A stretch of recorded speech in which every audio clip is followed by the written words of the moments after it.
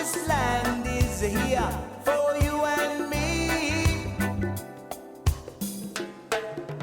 Keep Hawaiian lands in Hawaiian hands, yeah. Keep Hawaiian lands in Hawaiian hands, yeah. Put our ku'e signs down and their legacy. Aloha.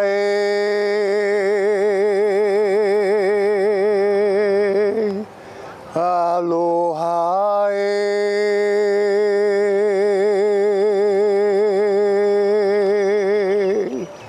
Aloha.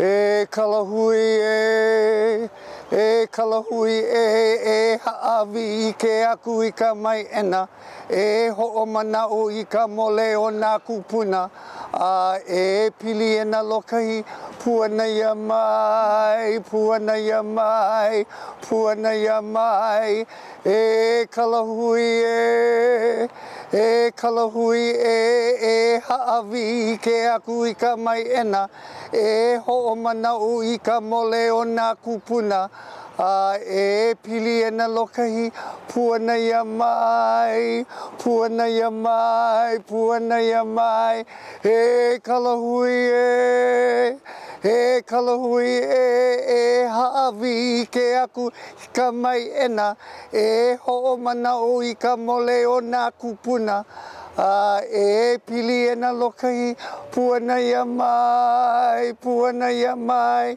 puana ia mai e ho mai imi e ho mai na au e ho mai kupuna e ho mai e ho mai e ho mai ke lei mai la o ka ula I ke kai e o ka malama o ni hau a mali e a mali e pa ka inu vaila ke inu mai lana hale o na we ke kai no na we ka hala no puna ka wahine no ka lua no I kila wea ke lei mai la o ka ula I ke kai e o ka malama o ni hau ua mali e a mali e pa ka inu vaila ke inu mai lana hale o na we ke kai no na we ka hala no puna ka wahine no ka lua no I kila wea aloha e kupuna. You are familiar actually with first Iolani Palace. So you've actually been to the palace? Come closer. You have not been to the palace. How many of you are familiar with Hawaiian history? What part? The part you learned in high school, which was probably wrong. Well, the more recent stuff, which is right, you know. I wanted to take you actually on a little bit of a tour. You got 5 minutes? This is a grounds tour. I wanted to walk around and show you some things about this place that are significant, that you probably wouldn't know because nobody would tell you. We're standing here on this area called Palace Square. The palace sits in the middle, right? And the whole area is quadrants, 4 of them. We're in what's called the Diamond Head Makai quadrant. Towards the ocean, towards Diamond Head. That over there is the Eva Makai. Got that, right? So that side is Mauka. What's significant about this quadrant and what I guess people don't really talk about is this whole area is a burial ground. You are on, good morning, you're on a burial ground. And so you should treat this place accordingly. And inside that area that's surrounded by the little wall and the tea leaf plants is Pohokaina. And our ancestors, collective ancestors, are buried in there. I think there are 31 people. And we know who's in there. We don't know who's related to who because we don't know who you are. But the reality is that the more that you hear names of ancestors of Kupuna, the more you're going to relate. In 1893, when we were taken, the Queen could see the Boston, the USS Boston, from the second floor. that tells you that behind this building here was the harbor. All the rest of that stuff was built up, right? And buildings were placed on it. But she could see them, and their guns were pointing over here. And her comment was, why are they pointing their guns at us? Well, history moves along and we kind of know why the guns were pointing at us. In the basement, which you can't see from here, we may not actually want to walk there, it takes forever. When you're walking to the front steps, if you're walking around the palace, I want you to look down at the bottom step. What you're going to see are a series of stars, little holes that are shaped like stars that are in the basement, in the bottom step. Those were the places where the rifles were sticking through when the people who were guards at the palace tried to defend the palace. I mean, that's how they did it. So this whole area is very historic. It's full of symbols, and it's full of evidence of our history, which is not what you may have learned in high school. I certainly did learn that history in high school. So in 1893, overthrow in 1897, the Queen was in Washington, D.C. She was writing back and forth to the men and women who supported her, the Hui Aloha Aina, which Ohana well knows about. And when she was writing, she asked them to get the people together, asked them to sign a petition and say, we don't want to be part of the United States. We protest annexation. She said, can you guys do that? And within a very short time, months, the people are here, men and women, went to all the islands and collected signatures. 2 petitions went out. One of them had some 21,000 signatures on it. These signs are names of some of the people who signed those petitions. Every Hawaiian person today, everyone of Hawaiian blood, and a lot of people who are not of Hawaiian blood, is related to somebody who signed. What's going to happen when you look at these signs and you put them in the ground is you're going to recognize those names. Your name. You're going to see your name. That's a good thing. That tells you that your ancestors did not stand by and say, yeah, go. We don't care. What they said was, no way. We don't want to be part of them. Because if we are part of them, we will lose our land. So that's what you're here to do, is to help us lay out those signs. At 1:30 p.m., inside that building called Kanaina, which is right behind you, the old archives building, we are doing a drama, a reenactment of something that happened in 1897. Please join us for that too. There's no fee, but you want to come a little early so you don't have to stand. It's generally standing room only. So come at 1, we start at 1:30. Finally, this is Pono, who's over here with his camera in my face. He's gonna walk around and he's gonna ask you all, when you're laying the signs in the ground, hopefully you'll actually read those names. I want you to pick up a sign, any sign, and Pono is gonna videotape. I want you to say that person's name. That's all. 5 seconds. Read that name, say it, hold it, be proud. That person did something pretty risky by signing their name to a petition protesting annexation to the United States. And that's all I wanted to say. Does anybody have any questions? Aloha to Mary Kipu. This is Mauka. Kanaka Ole. Vana. Kele, Koali'i Ole. Mrs. Williams. My name is Sean Center. I'm representing Ho'omaukeola, and the sign says Hana. Aloha kahiaka kako o Jason Kainoa no Wailua Kauai mai ao from Ho'omaukeola. The sign I'm holding up is Sir Isaac Wallace. Aloha kaiaka kako o Benjamin James ko uinoa no Eva Beach mai ao. And here I'm representing Nahinu from Kona, Hawaii. This is my family. Kohala. We from Waimea Kohala side. Your name? Dickie Stevens. And you're holding up? This is like, I think my grandpa's mom. Or maybe even, I think this is my grandpa's mom. John Rodriguez, Andrea Cortez. Chastity. Wailai. And the name? Kai. Oh, there's something about that. Aloha no. May I please get your name? The kapuna that, what happened? Oh, I don't know. My name, Chad. Ohana. We was laying out the stuff, and then the first sign had my last name. Oh, it's Ohana then, yeah? Yeah, I guess. That's kind of crazy. That's kind of crazy. Yes, I'm Ruby Mauna Kea, and I found one Ohana. Hannah Mauna Kea from Kona, Molokai, age 21. Aloha. My name is Alva Kaniayakala, and I'm holding Kalawai Ali'i from Honolulu. Aloha. My name is Bruce from Maui. I'm holding up Louis Kahele from South Kona, Hawaii. My name is Stuart. May I ask the kupuna that you're holding up? It's called Lulu family. That's my father's family. Okay, Kamahana ke aloha. I'm representing Pumaia from Kona. This is our tutu who signed the petition.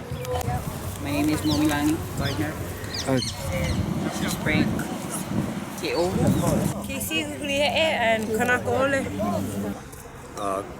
Kono Kahiki. And your name? Kavika. Aloha, my name is Kawai and my kupuna is Lono. Aloha mai kako, Kavika Spiri ko inoa, no lahaina maui mai ko Ohana. Aloha, my name is Koa Luke, and I'm the Mo'opuna descendant of Josiah Keawe Kekini, who at 45 signed the Ku'e petitions against U.S. annexation of our country. Yes, I am Manuel Makalena, and this is my great-grandfather, George Makalena. As you said, he was one of the many that you see here that signed the petition, where he goes one step further besides signing the petition, which was in 1897, if I got my years right. In 1895, he was actually one of the individuals that was part of the revolt to prevent it from happening. So he was in prison with, I think, 21 individuals in the Oahu jail for 7 months until he was pardoned, saying, "Hey, we understand what you were doing and why you did it, but okay, we'll clean the record straight for you." So that's what makes him special to me, not only for Ohana, but for what he's done for the local Hawaiians. Okay. Okay, so can I just get you to introduce yourself and say where we are? Oh, aloha, I'm Lynette Cruz. We're standing in the front of Iolani Palace in downtown Honolulu. And can you tell me a bit about what today is all about? Today is August 31st. We're celebrating the birth of Queen Liliuokalani. Her birthday is actually September 2nd, but we're doing that on the weekend, yeah. Could you tell me a little bit about the Treaty of Annexation? Yes, I'll tell you about the Treaty of Annexation. There's no such thing. Okay, so the celebration of the Queen takes place every year, and we've been here for the last 5 years with, you might say, an alternative and true understanding of what actually happened in our history. I'm a professor of anthropology, and I'm a member of a club called Klma Hawaiian Civic Club. Hawaiian Civic Clubs play a major role in Hawaii today because there are lots of Hawaiians who are in the process of recovering not only their culture but their history. And our job is to help them recover history. So what you see behind me are some 2,300 signs. On the back of the sign it says no Treaty of Annexation. On the front of the sign, which is facing the palace, is a name. Every sign has a different name, and of the 21,000 or so people who signed the petition protesting annexation of Hawaii to the United States, we have about 2,300 transcribed onto individual signs. Those signs are facing the palace and the Queen's room. And so if you look behind me, you'll see not only the palace, but a series of windows that are papered in white. And they're papered in white because at the time of and during, right after the overthrow, the forces of the United States had, how should I say, they had men stationed in the building across the street who were snipers, who would have taken her out if they could. And in order to protect her, the windows were papered so no one would know when she was in there. So that tells you a little bit of our history that very few people know about, and we're not going to teach that in high school. They didn't teach us any of that. I think now, however, more and more students are becoming aware of a true history. So back to the petition. The signatures were gathered to protest the annexation of Hawaii to the United States. And when they were signed, they were sent to the U.S. Congress by representatives of the Hui Aloha Aina. And they were presented on the Senate floor.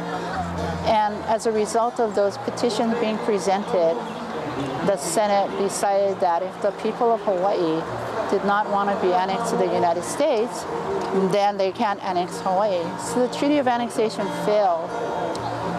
Okay, fast forward. There was more than one attempt to annex Hawaii, and both attempts failed. So our question always is, if there was no Treaty of Annexation, how did Hawaii become part of the United States? So we keep asking that question, and we never get any answers that are satisfactory, because to answer that question means that somebody somewhere is going to have to rethink the structure that currently exists in Hawaii that controls land and power, basically, all resources.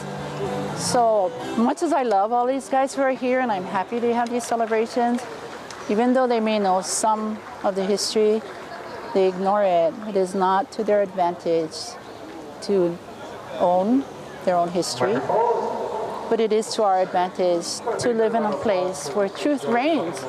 So we're not saying that they were perfect. We are saying that they took some actions, and as a result of that action, we cannot possibly be connected to the United States. We can't be. But if you can show me a Treaty of Annexation, I'm in. And so, it's a really simple thing. You give me the proof, I'm coming. But until you show it to me, forget it. You don't belong here, and you should really. We're not even open necessarily to negotiation. You need to get out. When you get out, we're all going to sit down and talk about what it is that we need. And so, that's kind of my understanding of why those signs are important today. And just so nobody else has noticed, but we always notice, you can talk all you want, and you can give history and legal opinions and cite law. But if you don't get people in their gut and in their heart, it matters little. So that, art, drama, we'll get them because their ancestors will call them. It doesn't have to be us. Beloved Keiki here, and they are going to do the oli of Oka Ohana Oke Aloha. My cotton. Makaka? Oka Ohana Oke Aloha Mako. Oka Ohana Oke Aloha Mako. Nakamali iyo. Hawaii I kanile ale oe. Le oha oli narani. He oni pa'a ka oia I oe. Aia ho'i ko ka ko'apua. Aloha no. Aloha e. Aloha no e.